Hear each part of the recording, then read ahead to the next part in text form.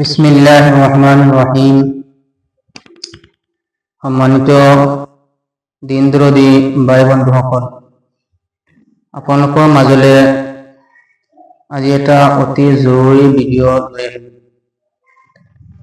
ভিডিঅ'টোৰ উদ্দেশ্য বুলি হৈছে, আমি সকলোৱে জানো যে ভাৰত চৰকাৰ, কেন্দ্ৰীয় চৰকাৰৰ দ্বাৰা ওয়াকফ সংশোধনী বিধেয়ক এখন অনা হৈছে। এই বিধেয়কখন যোৱা কিছুমান দিন আগত যদিও আমাৰ ভাৰতীয় সংসদত উত্থাপন হৈছিল, বিৰোধী দলৰ তীব্ৰ প্ৰতিবাদৰ কাৰণে ভাৰত চৰকাৰে গৃহীত কৰিব পৰা নাই। সেয়েহে এই বিধেয়কখন ভাৰত চৰকাৰে JPCৰ ওচৰত চপাইছে আৰু JPCৰ দ্বাৰা আপোনাৰ এখন গৃহীত কৰাব বিচাৰিছে। এতিয়া JPCয়ে ভাৰতৰ সকলো মানুহৰ পৰা নিজৰ মতামত বিচাৰিছে আৰু এই মতামত আপুনি মই আগবঢ়োৱাটো মই ভাবোঁ অত্যন্ত দৰকাৰী। ওয়াকফ বিধেয়কখন যদি আমি বুজি পোৱা নাই বা আমি ভাবিছোঁ অকল এটা সম্পদ বা সম্পত্তি, সেয়া সম্পূৰ্ণ এটা ভুল ধাৰণা। ওয়াকফ সম্পূৰ্ণৰূপে অকল যে এটা সম্পত্তি বা এটা সম্পদ তেনেকুৱা নহয়।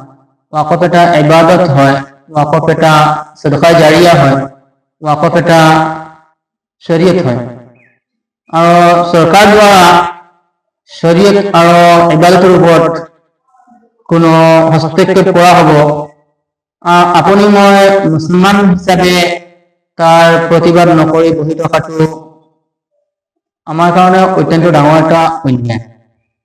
সেয়ে মই সকলোৰে ওচৰত বিনম্ৰভাৱে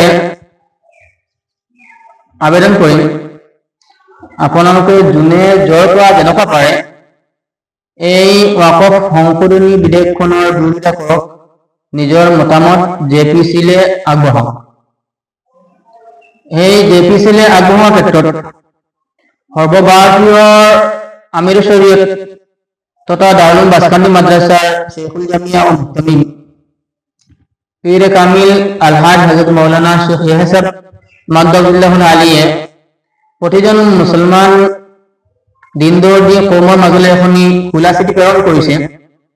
হুজুৰৰ খোলা চিঠিখন মই আপোনালোকৰ জ্ঞাতাৰ্থে পাঠ কৰি দিছোঁ। লগতে সকলোৰে ওচৰত আগে পিছে যিমান ভিডিঅ' আপলোড দিওঁ তাৰ ওচৰলৈ শ্বেয়াৰ কৰিবলৈ আবেদন নকৰোঁ, কিন্তু আজিৰ এই ভিডিঅ'টো যোনে যি মাধ্যমত চাব সকলোৰে ওচৰত এটা আবেদন, ভিডিঅ'টো নিজে চাব, শ্বেয়াৰ কৰিলে আগলৈ আনক চাই এই দিনী ইমান ডাঙৰ এটা গুৰুত্বপূৰ্ণ খেদমত কৰিবৰ কাৰণে সুযোগ কৰি দিব। এতিয়া মই আপোনালোকৰ জ্ঞাতাৰ্থে উত্তৰ পূব ভাৰতৰ আমিৰ শৰীয়ত তথা দাৰুল বাসকান্দি মাদ্ৰাছাৰ শেখুল জামিয়া মুহতামিম পীৰ কামিল আলহাজ হযৰত মৌলানা শেখ ইয়াহিয়া সাহেব মাদ্দাহুল্লাহুল আলী চিঠিখনি পাঠ কৰি দিছোঁ। তেখেতে চিঠিখনিত লিখিছে, বিৰাদৰাণী ইছলাম, আসসালামু আলাইকুম ওয়া ৰাহমাতুল্লাহ। ওয়াকফ কেৱল এক সম্পত্তিৰ নাম নহয়, বৰঞ্চ ই এক ইবাদত আৰু সদকায়ে জাৰিয়া, যাৰ সওয়াব মৃত্যুৰ পিছতো দাতাই পাই থাকে। ইয়াৰ দ্বাৰা দুখীয়া, অনাথ আৰু বিধৱাসকলক সহায় কৰা হয়। লগতে শিক্ষানুষ্ঠান, চিকিৎসালয়, মুছাফিৰখানা, দৰগাহ, মাদ্ৰাছা আৰু মছজিদ আদি নিৰ্মাণ আৰু উন্নয়নমূলক কাম কৰা হয়। ওয়াকফ কোনো ব্যক্তি বা দলৰ বিষয় নহয়, বৰং ই শৰীয়তৰ বিষয় আৰু মুছলমান হিচাপে শৰীয়তৰ সুৰক্ষা আমাৰ সকলোৰে দায়িত্ব।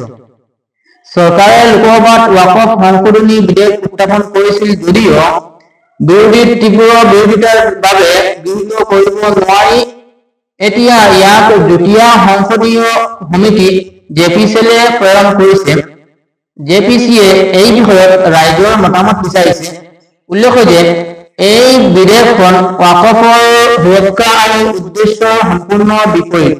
এই বিধেয়কখন ইমানেই বিপদজনক যে কেইবা বছৰমানৰ ভিতৰতে ওয়াকফ বৃহৎ সংখ্যক সম্পত্তি মুছলমানসকলৰ হাতৰ পৰা গুচি যাব।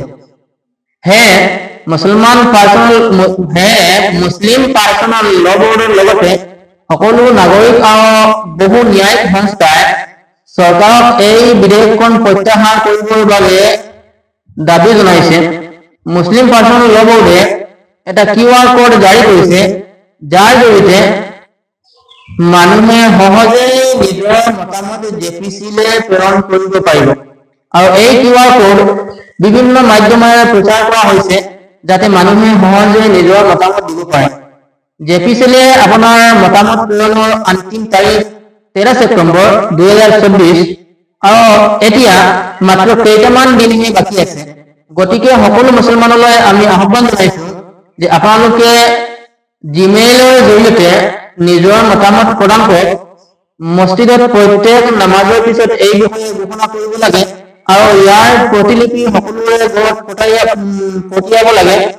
লগতে সকলোৱে নিজৰ নিজৰ মছজিদ আৰু ঘৰত দোৱা আৰু খতমৰ ব্যৱস্থা কৰিব লাগে। এটি শেখ মোহাম্মদ ইয়াহিয়া আমিৰ শৰীফ উত্তৰ পূব 12 শেখুল জামিয়া দাউলান মাসখান্ডি। এতিয়া কথা হল আমি তাত উল্লেখনীয় বিষয় পাইছো যে এই ওয়াকফ সম্পত্তি যেটো আছে, সম্পত্তিটো যদি চৰকাৰে নোহোৱা কৰে বা জেপিচি অৰ্থাৎ দ্বিতীয় সম্পাদক জেপিচি অৰ্থাৎ দ্বিতীয় সংশোধনী সমিতিলৈ প্ৰেৰণ কৰিছে, তেওঁলোকে আমাৰ পৰা মতামত বিচাৰিছে, আমি মতামত আগবঢ়াব লাগিব। এতিয়া প্ৰশ্নটো হল এই মতামত আগবঢ়োৱাৰ সময়সীমা কেদিন আছে বা কিমান দিনলৈকে আছে। আমি এতিয়া উল্লেখ পাইছো যে অহা 13 তাৰিখলৈকে লাষ্ট সময়সীমা। অহা 13 তাৰিখৰ আগে আগে আমি জেপিচিলে আমাৰ মতামত পঠাব লাগিব। কেনেকুৱা পঠাম?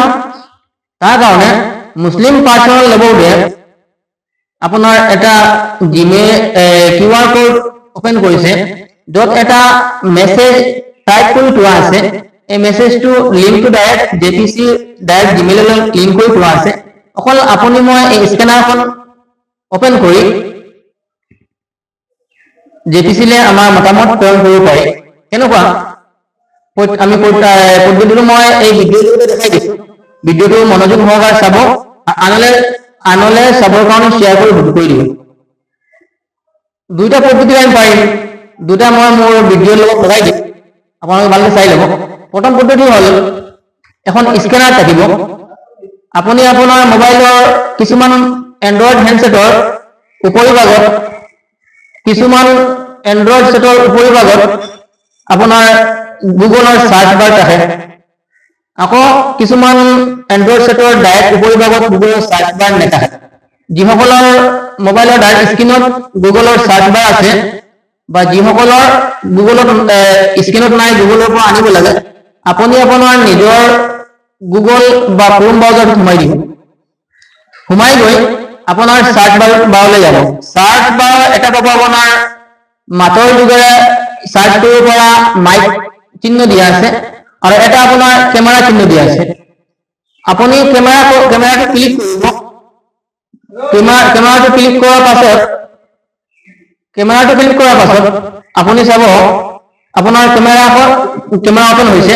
আপুনি আপোনাৰ লগৰীয়া কোনোবাৰ হোৱাটছএপত আগত স্কেনাৰখন দি দিব পাৰে, নতুবা আপুনি মোৰ ভিডিঅ'টোৰ তলৰ পৰা এই স্কেনাৰখন আপুনি ফেচবুকত হওক আপুনি ডাউনলোড কৰি থব পাৰে। তেতিয়া আপোনাক দেখাব আপুনি QR কোড স্কেন ক'ৰ পৰা কৰিব, ডাইৰেক্ট কেমেৰাৰ পৰা কৰিব নহয় আপোনাৰ ফাইলৰ পৰা কৰিব। যদি আপুনি ফাইলৰ পৰা কৰে, ফাইল চিলেক্ট কৰিব, ফাইলৰ পৰা এই স্কেনাৰখন আপুনি চিলেক্ট কৰি দিব, নহয় কেমেৰাটো ধৰিব, আপোনাৰ এটা লিংক লেখা দেখাব। এই লিংকটোতে আপুনি ক্লিক কৰিব। লিংকটোতে ক্লিক কৰাৰ পাছত আপোনাক ডাইৰেক্ট আপোনাৰ জিমেইল একাউণ্টলৈ লৈ যাব।